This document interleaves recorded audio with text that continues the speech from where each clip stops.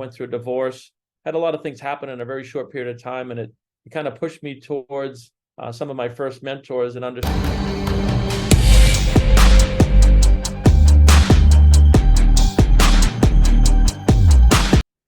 Yeah, for me, realizing what the 1% is in the world of wealth builders and entrepreneurship and that whole thing didn't happen to me till probably my late 20s, like 28 or so.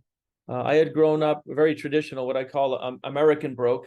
My parents were divorced. My mom was a waitress. I grew up in a third floor apartment, and I wasn't surrounded by entrepreneurship at all. I was taught to get a job, right? Figure out, go to school and get a job. Now, I had a very entrepreneurial spirit. I had a paper route at age 12. I was busting tables at 14. I was in a grocery store, working in a grocery store at 15. And I did very well in a technical high school. So I was on co-op at age 16, which is I was full-time every other week in school in junior year working for a civil engineering group.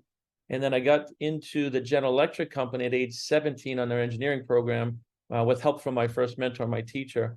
But I still didn't know what entrepreneurship was. I was like, everybody told me I'd made it. Like, you're in General Electric, like just put your 40 years in, great company, benefits, 401k, plus pension. And they were right. As far as a job goes, it was a dream job. And I spent 10 years there. But it wasn't until I had the train wreck of 1998 where I discovered entrepreneurship.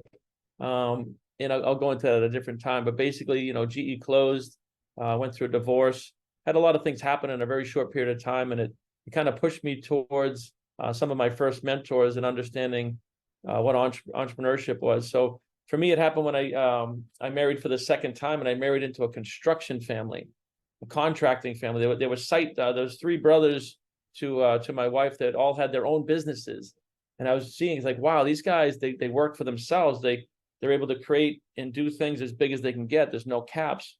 So I got exposed to it for the first time in my late 20s.